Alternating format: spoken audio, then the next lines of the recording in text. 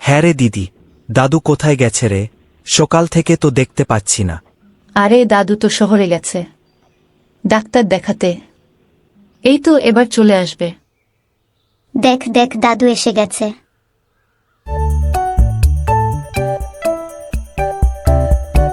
কেমন আছো দাদু? ভালো আছি রে, তোরা কেমন আছিস সবাই? আমরাও ভালো আছি দাদু। দাদু আজকে আমাদের একটা গল্প শোনাও না। কি গল্প শুনবি বল? দাদু, ওই যে একটা ছেলে যে মিশরে থাকতো, একদিন সে সবার কাছে হিরো হয়ে গেছিল, ওই গল্পটা। আচ্ছা শোন, তবে গল্পের শেষে আমি একটা প্রশ্ন করব, সেটার উত্তর দিতে হবে কিন্তু। হ্যাঁ দাদু, আমরা রাজি। প্রাচীন মিশরে বহুকাল আগে শিবাম নামে একজন চমৎকার ছেলে ছিল যে তার লোকদের জন্য অনেক যত্নশীল ছিল। সে এমন একজন নেতার মতো ছিল যে সর্বদা নিজের আগে অন্যদের সাহায্য করত। শিবামকে তার লোকদের যখন প্রয়োজন হতো তখন সে দ্রুত সাহায্য করে তার সাহসিকতা দেখিয়েছিল। শিবাম একজন মহান নেতা, কারণ তিনি কেবল তার যোদ্ধাদের যুদ্ধে নেতৃত্ব দেন না, বরং তাদের উৎসাহিত করেন এবং সমর্থন করেন। একজন সেবক নেতা হওয়ার মাধ্যমে শিবাম তার লোকদের দেখায় কিভাবে একসাথে কাজ করতে হয় এবং একে অপরের যত্ন নিতে হয়। ঠিক আজকের মতো যে নেতারা তাদের দলের বিষয়ে যত্নশীল, তারা প্রত্যেককে মূল্যবান মনে করে এবং একসাথে ভালো কাজ করে।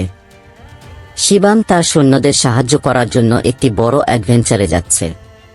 যারা এই সময় একটা কঠিন সময় পার করছে, তারা অনেক চ্যালেঞ্জ এবং জিনিসের মুখোমুখি হয় যা তাদের জন্য কঠিন করে তোলে। এই অ্যাডভেঞ্চারটি পৌরাণিক কাহিনী এবং কিংবদন্তিতে নায়কদের সম্পর্কে যে গল্প শুনি তার মতো। নায়কদের সাধারণত কঠিন পরিস্থিতির মধ্য দিয়ে যেতে হয় এবং সত্যিই সাহসী হতে হয়। তাদের যে মরুভূমিটি অতিক্রম করতে হবে তা অতিক্রম করা সত্যিই কঠিন জায়গা। কিছুক্ষণ চলতেই সে একটা কুয়োর মধ্যে পড়ে যায়, কিন্তু সেখানে পড়ে যাওয়ার পর সে একটা গুপ্ত রাস্তার সন্ধান পায়। সে কিছুক্ষণ ভাবার পরে ঠিক করে যে সে এই পথেই এগিয়ে যাবে। সে তার যাত্রা শুরু করল। কিছুটা রাস্তা অতিক্রম করার পর সে একটি মূর্তি দেখতে পায়। সে আশ্চর্য হয়ে ভাবতে থাকে যে এত সুন্দর মূর্তি এখানে কেন, কেই বা রেখেছে। সে ঠিক করে সেই মূর্তিটা তার সাথে করে নিয়ে যাবে। যেই সে মূর্তিটার দিকে এগিয়ে গেল, সে একটা অদ্ভুত শব্দ শুনতে পেলে সাহসের সাথে জিজ্ঞেস করে, কে কে ওখানে? সে কোনো মতেই বুঝতে পারছিল না যে শব্দটি কোথা থেকে আসছে।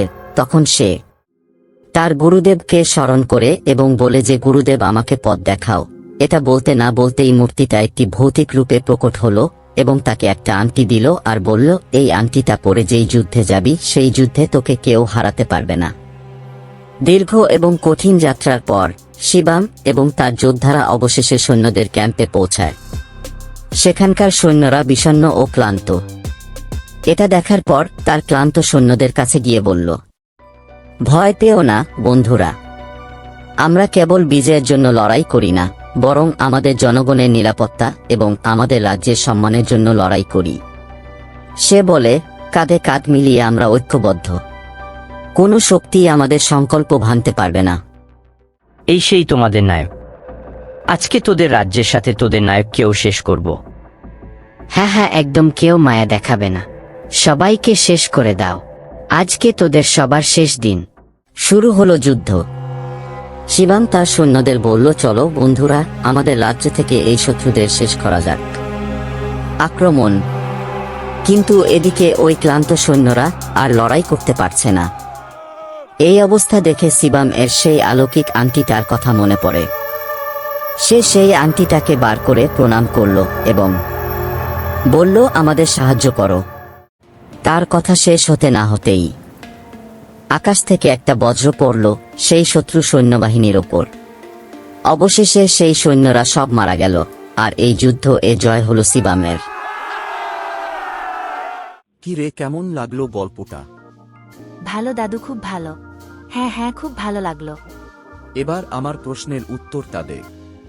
আচ্ছা বলতো দেখি, শিবামকে আংটিটা কে দিয়েছিল?